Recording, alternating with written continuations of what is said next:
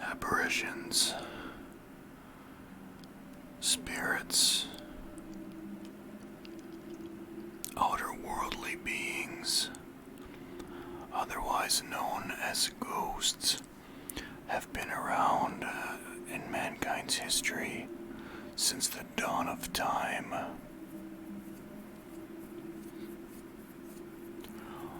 Welcome back, everyone, to Grockstar ASMR for another edition of Spooky Stories in Grocknation. I hope everyone's doing well, staying safe during these unsafe times.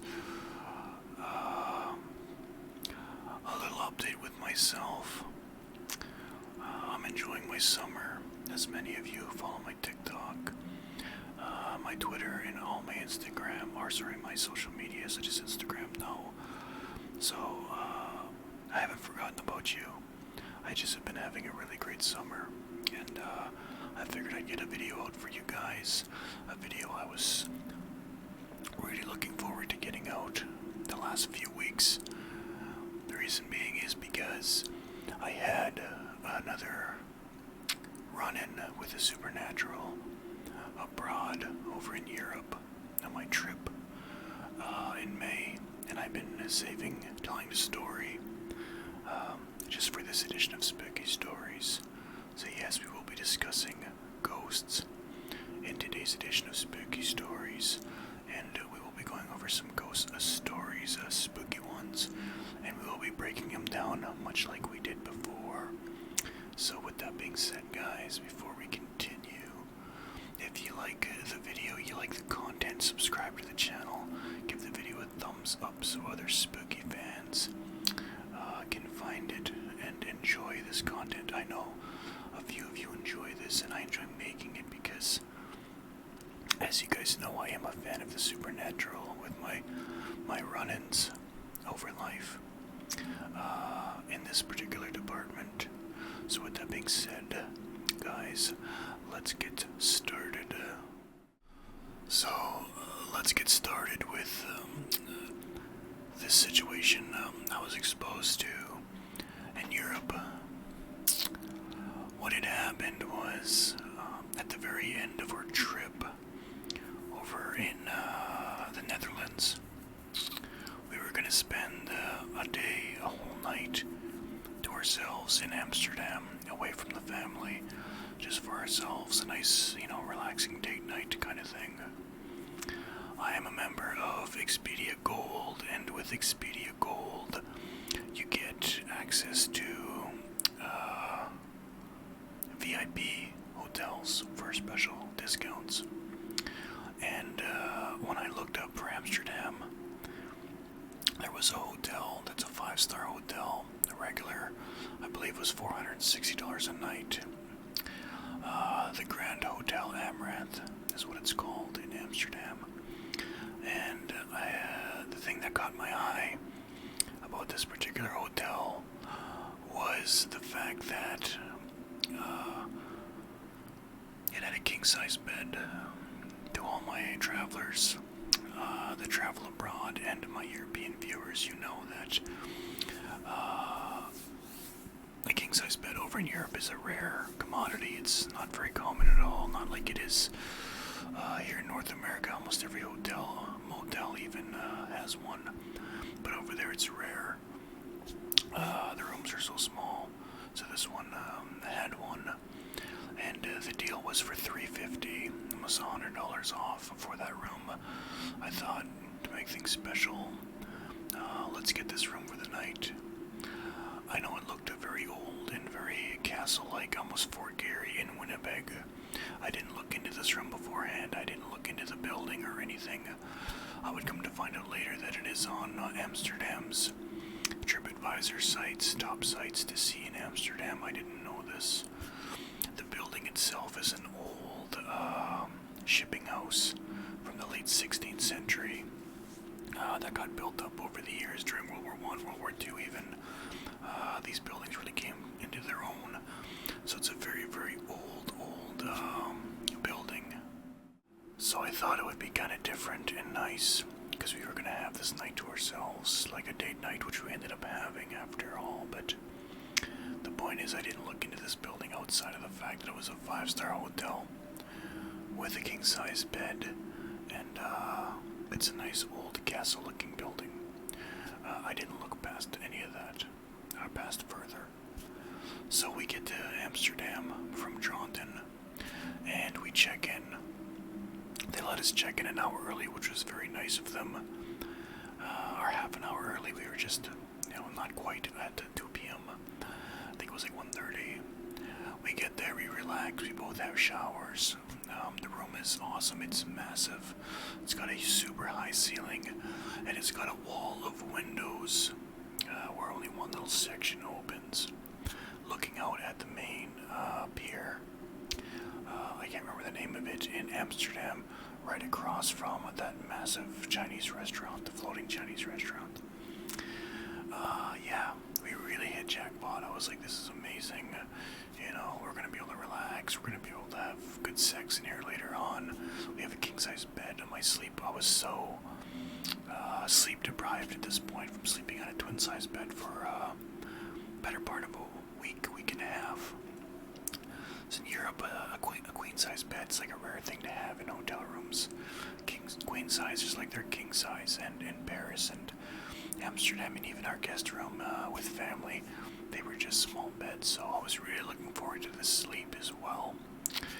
So immediately when we get there, I have a shower first, because I shower quicker than my fiance does.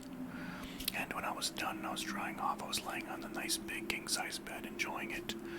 Couldn't wait, to get to sleep that night and, have a good, nice, long sleep. Well, as I'm sitting there, my fiance is getting undressed, getting ready to go into shower. And, the curtains on this wall of windows, the curtains close. And I'm sitting there on my phone, I'm like, what the fuck, the curtains are closing. And I get up, I'm like, what is this? I go and I find a remote on the wall, I'm like, okay, so I hit the remote and the windows start to open the curtains. My fiance's like, oh, the curtains close. Like, yeah, I don't know, maybe there's just a wiring issue or something that closed on its own, I don't know. So she went to the bathroom and she was again getting undressed. I was on my phone and again, those curtains closed. And now I'm like, what the hell? I go and I grab the remote and I open it.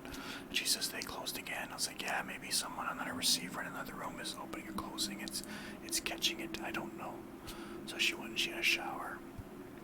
Now I'm sitting there and I'm thinking to myself, this is a very old building. Very, very old. I wonder if it's haunted. So I googled this hotel. What I found was this hotel indeed has tales of hauntings. One of which is certain rooms. The curtains open and close at all hours of the day and night, and that it's not connected to any receivers, as these people seem to think. So right away I'm like, oh my god, we finally have a nice room to relax in, and now I gotta worry about this, a possible ghost. Not for myself, more so, but my fiance. She won't be able to sleep if she finds out about this. So I didn't say anything, and I'm like, maybe it's a nothing, maybe it is receivers. I don't know. Look, I'm the type of guy where if I lived in a big metropolis, on my part time, I would actually think about paranormal investigating as a hobby. Anyone that knows me knows, when I take hobbies seriously, I spare no expense, and I do my research and everything else, and I would love to paranormal research or investigate as a side job, or not even job. I wouldn't ask for money. But the number one thing I always do, and even in my ghost stories, if you guys remember my personal ghost stories, I always try to find a logical reason as to why something is the way it is. I don't like to jump to it's haunted or that I need to see something. So at this point, I was thinking maybe it is the receivers catching other rooms. People are trying to open windows, and that's what it is. But the fact that it's only a few rooms is kind of a red flag for me at this point. So my fiance's done, and it's like plus 35 in Amsterdam that day. It was plus 30s the entire time we were in Amsterdam in May. And I opened the window. The one window that you can open on the wall of windows is actually a double window. It's got a main outside window you open, and it all opens inwards. There's an outside cover window, inside cover window. You open that, and then you open the second one. And the outside one locks. There's a latch on it. I'll show you guys a video in a little bit. And the other one's like, I guess for double protection. I don't know why there's two of them, but there's two. I opened the windows because it's hot. The air conditioner was on, but still, that nice breeze off of that water was nice. And we'd made plans to go and rent bikes just down the street, get some lunch, and then come back to the hotel and get ready to go out for our date night in Amsterdam. We had it planned out. So we went out, we got our bike, we rented it, we went out, we had some quick lunch, and we decided we wanted to rent those bikes until the following morning when we got on our train to Paris. So we drove back to the bike shop, and we paid the extra euros the guy gave us the bikes for the next day. We went and parked our bikes at the hotel, and at this time it was about 5 p.m., 5:30 p.m. We were only gone from the hotel for an hour. When we got back to the hotel, we opened the door. Right off the bat, I noticed that both windows were closed. And my fiance even noticed because the room was stuffy. And she says, did you close those windows? And I'm trying not to scare her because I don't want her to ruin my sleep by staying up all night as well. So I said, no, but you know what? It must have been the wind. The wind must have blew them open. It closed them. And I couldn't believe she was believing me because I'm like, wind doesn't close windows that are opening inwards.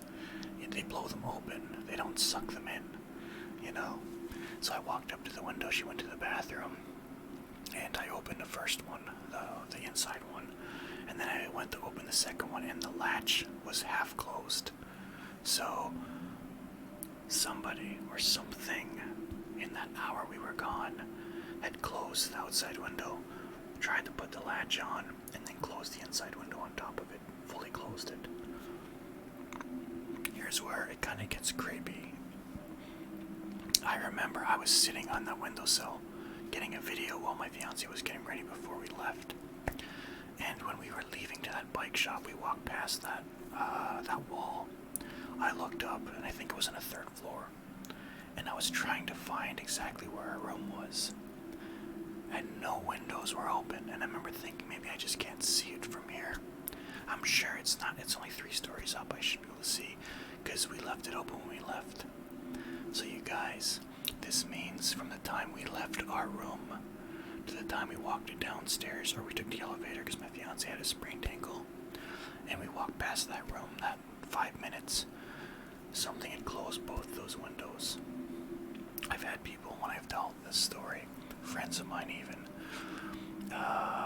they're like, well, maybe it's, maybe a maid went in there and closed the windows, but I'm like, nothing else was touched. All our luggage was laid there on a bed, everything else. Maids just don't come into your room 5 o'clock in the evening and close your windows. They have set times to clean rooms, and they have lists of rooms that need to be cleaned. So I don't buy that. Another little odd thing was, when I go to the bathroom, this might be a TMI, when I go to the bathroom to take a shit, especially in hotels, I take the toilet paper off the toilet paper roll. I just always do. Because especially if it's a pain in the ass, one of those toilet paper rolls with the covers on, I just take them off, put it on top of the toilet or on top of the sink, and leave it like that. But my fiance went to the bathroom. She asked me afterwards, did you put that toilet paper roll back on the roller? I said, no. She goes, yeah, it's back on the roller. I thought that's something odd you would do, because you never do that. I give you shit for it all the time. And I'm like, No, I never put that back on there. I'm positive I didn't. And, what? When I look up these stories of this hotel, that's some of the things that they say happens, is things go missing or things are misplaced. And another thing they say is people will wake up in the mornings and all the cupboards will be open. But regardless, the windows were closed, and one other odd thing happened. One of the curtain rungs, and where the two curtains meet, one of those rungs was off. Because those curtains can't move without the remote. So it's almost like the curtains closed, and then while we were away, and then they opened. But it's almost like something pulled on it, and it popped the rung off. Because the one rung when we closed, it was hanging off now, and there was a little bit of light, a gap. There was a gap on top where light was coming in. And, yeah. So I don't know, that was that situation with the curtain. Or the window. So basically we went out, we did our thing. We came back to the hotel, and we went to sleep. As we were falling asleep again, curtains, we had them closed this time. They opened. And then I closed them manually. And again, nothing. 2:30 in the morning, my fiance was still kind of awake. I was out cold, I was snoring, I was so tired. The curtains opened, and she grabbed them. Remember, she was so terrified. They just opened. And I remember at this point I was so tired, you guys. Like a week's worth of sleep needing to be caught up on. I remember I grabbed the remote and I closed the curtains. And I screamed out loud, "Let me fucking sleep." And I closed the curtain. And I was yelling at that ghost. If there was a ghost. I think there was, you guys. And the curtains never opened again. They stayed closed right until morning when we opened them. But, yeah. So that was an odd story I wanted to share with you guys from my time over in Europe. With, the paranormal. Which, the last time I had an encounter was in a hotel in Winnipeg, a haunted hotel in Winnipeg. Last January or February or March, I can't remember. But yeah, so that's my story.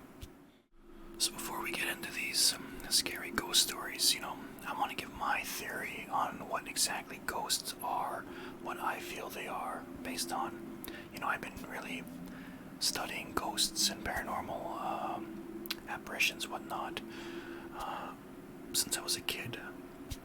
And I've experienced them, obviously, you guys know that from my spooky stories, my very first video. That were undeniable, where there's no way you can convince me otherwise. The cassette tape falling from the smoke. That light in my room, the night of my mother's funeral. Those are undisputed. I can't debunk them myself, and I've tried to think of debunking them. Trust me, I have. This hotel deal in Amsterdam, I don't know. The windows doesn't make sense to me. What are they? We know that they're, physically they're like pockets of energy, and that's all scientists really know about them. Maybe they're beings that walked this earth before.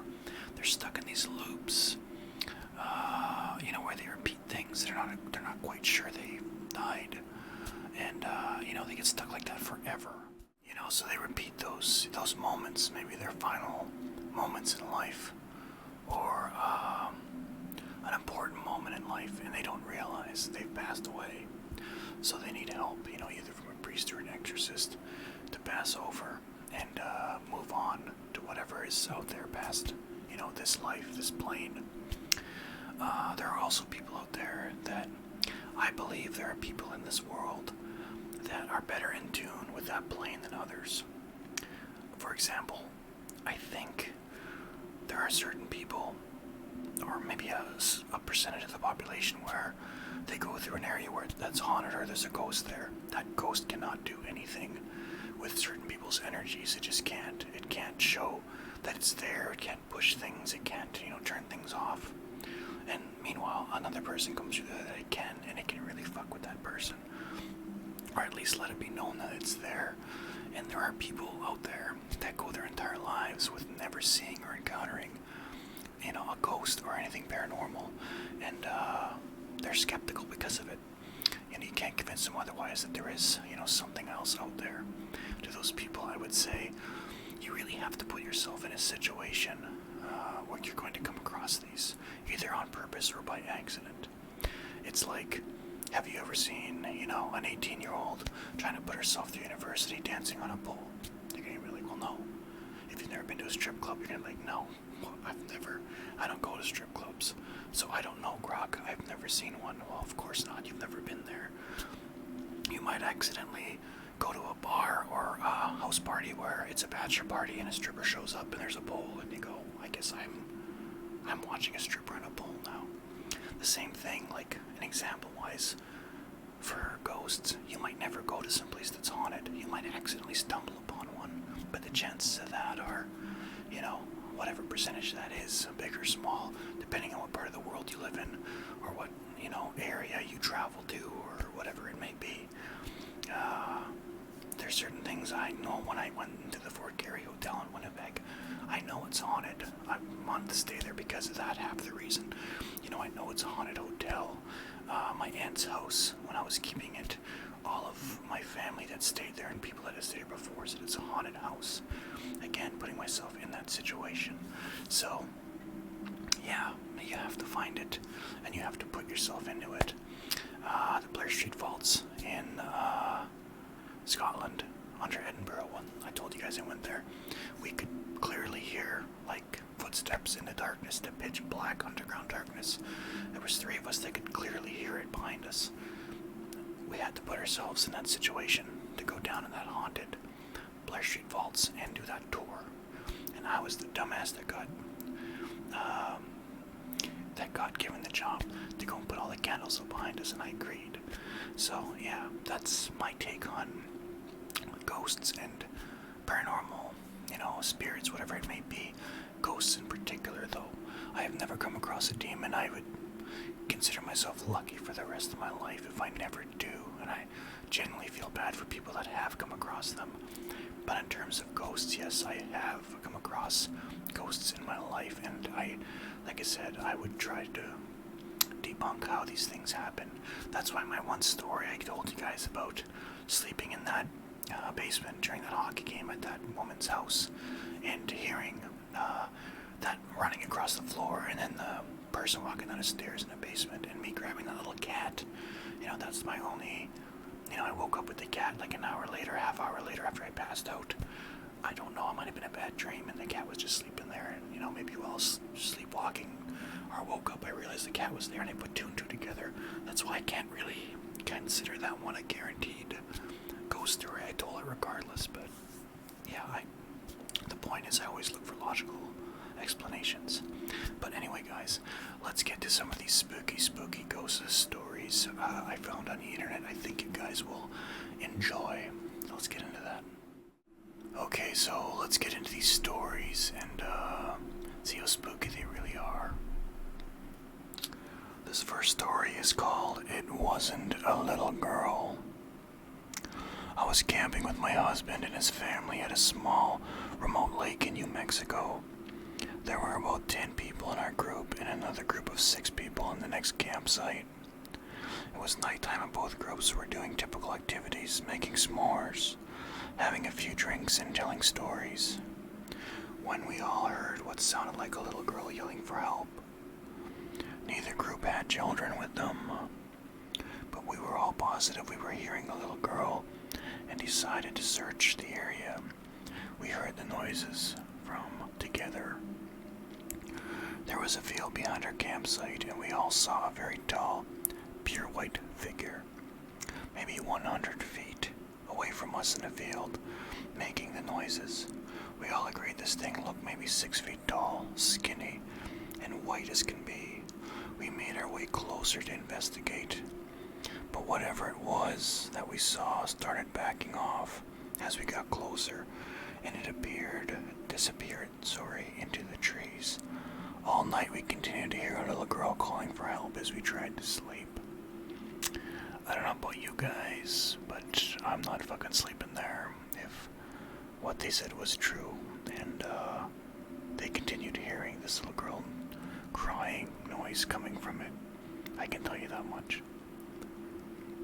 This next story is called The Walking Dead. I'm a psychiatric nurse, and early in my career I worked at a residential mental health facility. One of our residents was an elective mute, which means that he didn't/wouldn't/couldn't talk. But there were no medical reasons as to why. He had spoken earlier in his life, and in fact seemed quite normal back then, with the exception of being close to 7 feet tall. He'd been raised in the Deep South and joined the military when he was 19, but one night he vanished. He was declared AWOL. Eventually he was declared missing and dead. 10 years later, a 7-foot man walked into a VA hospital emergency room in part of the Midwest and said to the receptionist, "My name is Marion Duchesne, and I've been dead for 10 years. Those were the last words he ever spoke. He was covered with dust, and he was wearing the same clothes he'd been reported to be wearing the night he vanished. His social security number had not been used, and he had no identification on him. However, they were able to identify him, I guess, via fingerprints. The family was notified, but they said they had already grieved their lost man, and that whoever was claiming to be him simply could not be. They demanded not to be contacted again." Marion paced all day, every day, moving his mouth that looked like talking or muttering, but no sound came out. He had an unnerving habit of throwing his head back with his mouth wide open as if he were laughing heartily, but not even a breath could be heard. If I talked to him, he appeared to listen, periodically throwing his head back in a laughter mimicking way of his. Various medications were tried, but they did not affect him, either positively or negatively. Occupational therapy did nothing because Marion would just sit and grin, and unless told to stay put, he would get up and just start to pace again. On my last day at that job, the last thing I saw was Marion pacing in a parking lot, throwing his head back to laugh. Later, I wondered if all along I'd been dealing with a ghost. All these years later, I still don't know. Well, I don't think she was dealing with a ghost. Not if everyone's seen him and he was a physical being. I think this is someone that maybe stole this person's identity is the conclusion I would come to. This next story is called The Unrest Stop. I was driving across country with my mom and sister when I was 16, and my sister was 20. It was late, but we were well rested and still alert. We were driving along an interstate, needed gas and a bathroom break, so we stopped at the only rest stop in 200 miles. There was a van full of teenagers on a road trip at the gas station, as well as a small gray car parked at the pump in front of us with 2 young men standing still outside of it. When we got there, everything felt wrong. We'd been on the road for days and seen many rest stops at night and had never been afraid until then. My mom and sister went inside and I stayed in the car. I heard the teenagers say they were creeped out and couldn't get the pump to work, and they left in a hurry. I was watching the car in front of us and the 2 men had not moved at all, not an inch. They weren't talking, they weren't on phones, they were just standing there, still as stone. My sister and mom came running out to the car, and when they got in, the 2 men slowly turned to look at us while not moving or pivoting the rest of their bodies. I swear to fucking shit, we all saw the same thing. They had dark eyes, eyes that are as pitch and are dark as pitch black and empty, truly empty, not black, not reflecting any light at all, just a void. We sped out of there and didn't stop until we were in the next city. The worst thing about the entire experience, we couldn't find the place on any map. We knew exactly which spot on the interstate to look, and we couldn't find it on Google Maps or any paper we had. We even asked locals about the creepy gas station out on a stretch of road and only got confused looks. We've traveled on the interstate since, and there is no such rest stop. Sounds like bullshit to me. Although these beings they're describing almost sound like the Men in Black. Perhaps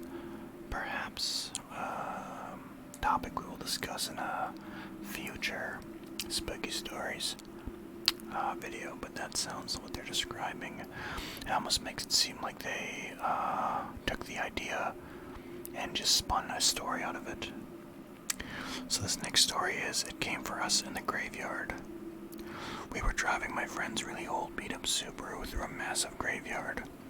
We stopped and walked down a hill and came across a little pond. There was someone sitting on a rock on either side of the pond.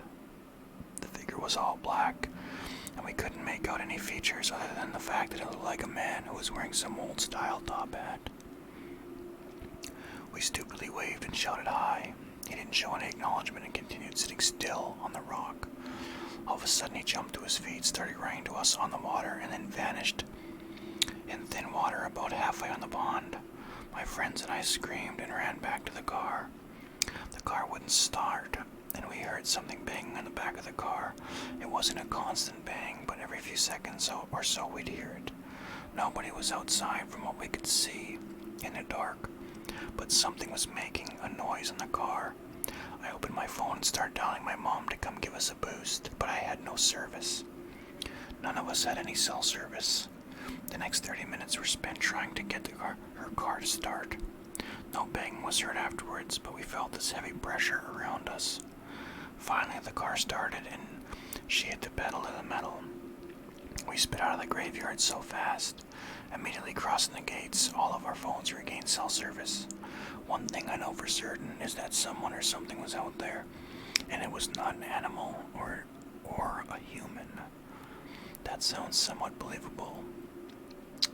Sounds like maybe a malevolent ghost, or maybe even a demon. I'm not sure. Out of all these stories I've heard so far, that's probably the most believable one. The next story is, it was good to see an old friend. When I was 37, I went to my high school reunion. I flew into the nearest airport, and rented a car. The distance was about 35 miles through a very rural and almost abandoned part of the country.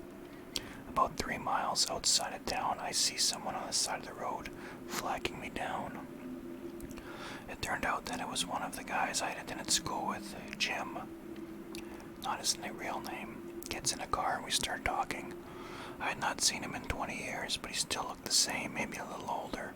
We get to town and I ask him if he wants to come to the VFW and have a drink. He says, no, just take me home. Jim's parents had lived only a few blocks from my grandparents' house, and I turned in that direction, but he said to take him to the outskirts of town. There was a mobile home park out there, and I figured that's where he lived. When we reached the end of the turn, he said, just drop me here. It was good to see you again. And he walks off into the night. I go to the VFW, met some old classmates. We started to talk.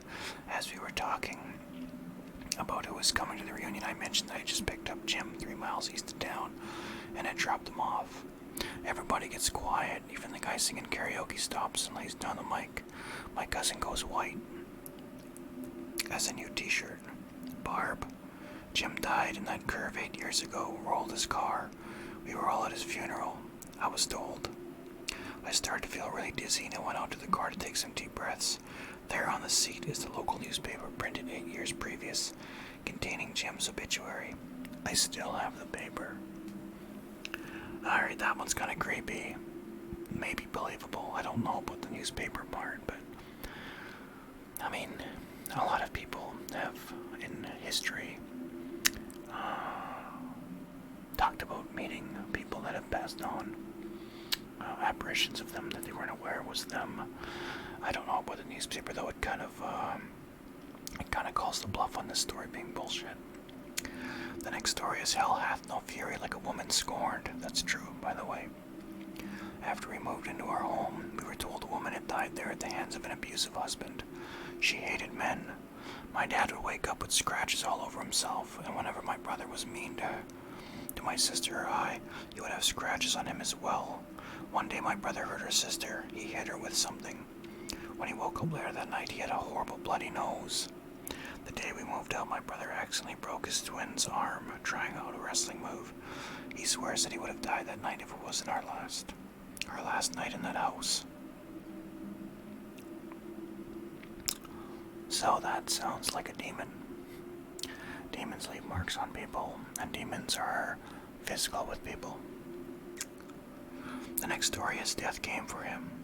I was standing in my parents' room talking to my very sick dad at the time. He was dying of stage 4 esophageal cancer. I got the feeling something was behind me. I looked towards the doorway to the living room and something about 4'6" and fully black is peeking around the corner with its hand in the door frame. I ran towards it and slipped back around the door. When I got outside the doorway, there was nothing. My dad was completely confused. When I stepped back inside the room and I told him, people who stayed in the house on my dad's final days claimed to have seen it. My mom saw the figure on multiple occasions in multiple places until he passed away. We haven't seen it since. I don't know what possesses me to bring real ghost stories about twice a year when each place I live always has some kind of residential spirit. This was posted on Reddit by Dr. Fish Philosopher Todd. That sounds like definitely a demon that was attached to that man. I've heard of stories like this. This is the new, possibly true story out of all these that I think is probably true. I've heard of stories about this for years of demons that are bound to people either with agreements with a sell your soul kind of deal or something along those lines. It sounds like a situation like that. Maybe his dad made a deal with the devil or something, and this thing is there to make sure he takes his soul when he dies to hell, unfortunately. Alright, my mother attracted evil is the next story. After my parents' divorce when I was a teenager, I lived with my mother. I experienced lots of paranormal happenings. Several times when I was reading in my bed, the room would start to feel really icy. Next, it would feel as if something or somebody that hated me was staring at me. When I got that feeling, I would leave the room and come back an hour later. Sometimes during the day, I would see a shadow figure sneaking along my bedroom walls. Something in the flat was pretending to be my dog. I went into my room and heard a deep growl from under my bed. My dog wasn't capable of making such a noise that deep. It sounded like either a really big dog or a man doing his best dog impression. Other times my dog would whimper and pace in the room next to mine, but it wouldn't come when called, as if he was afraid something was in the hallway. When I moved in with my father, the paranormal activity stopped. That sounds like a demon. The only thing that makes me wonder if it's not a demon, because demons try to pretend to be things as well, right? That they're very sneaky that way. The only thing that makes me debate whether or not that is the fact that when he moved away, it stopped. Demons, as you guys know, from the paranormal world or from my videos, haunt people, not places. So, maybe whoever was living in that house was being haunted, and this person just happened to be a casualty.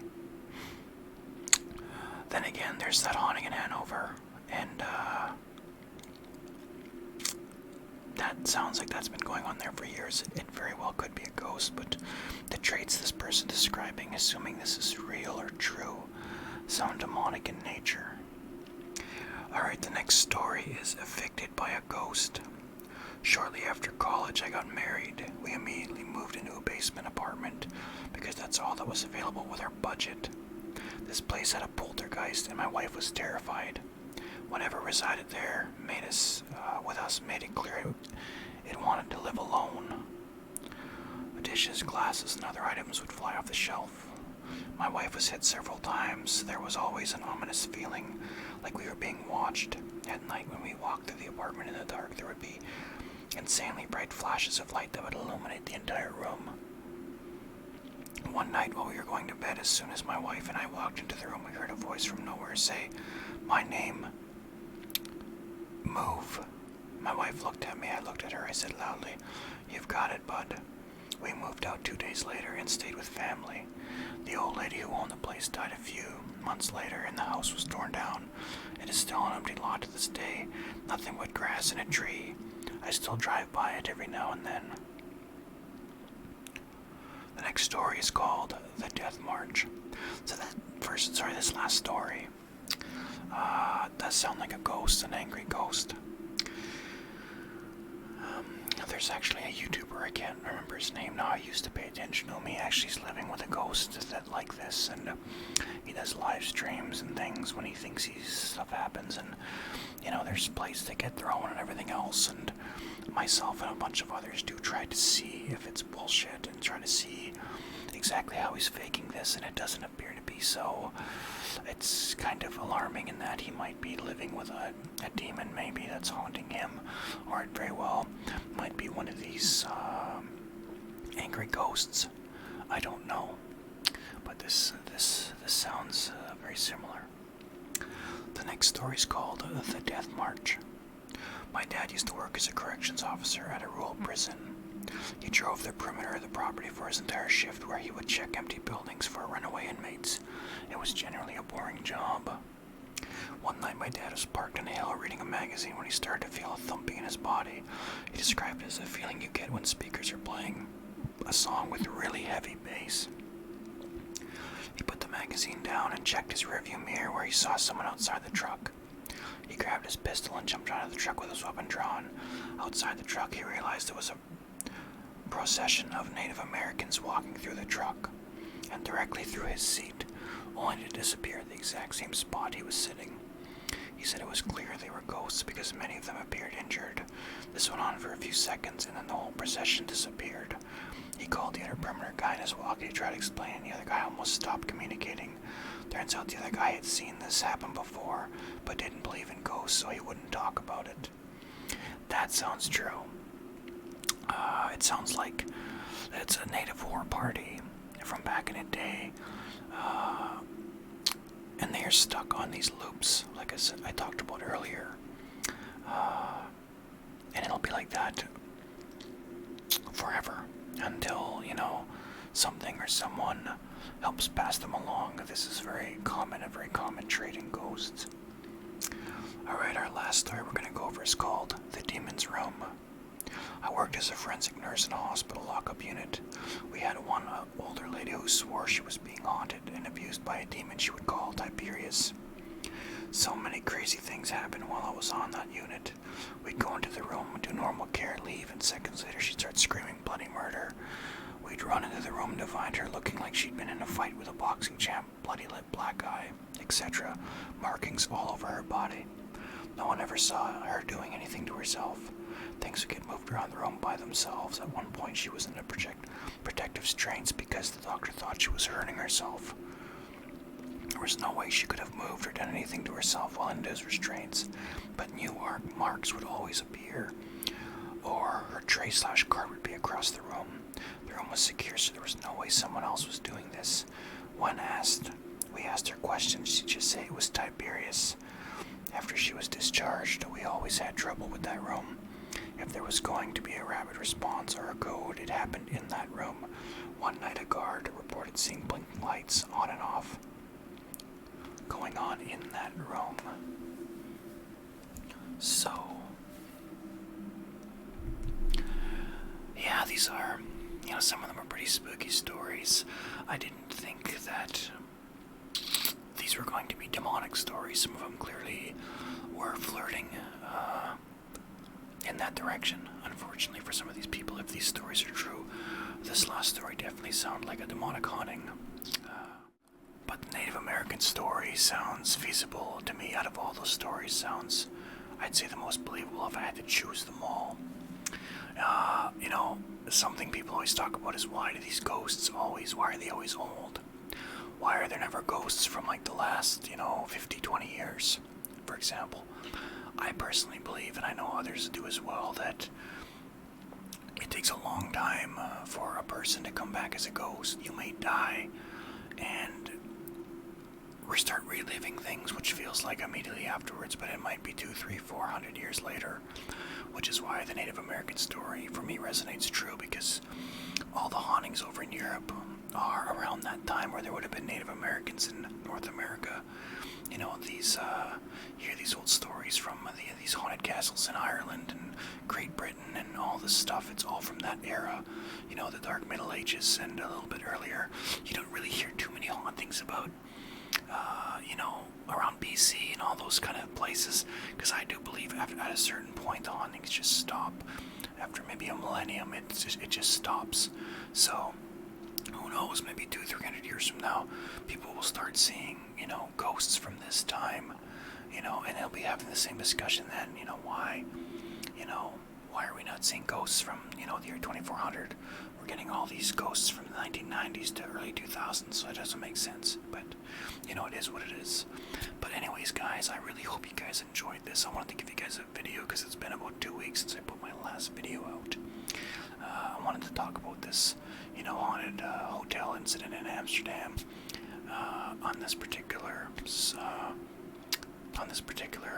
topic, spooky stories collection.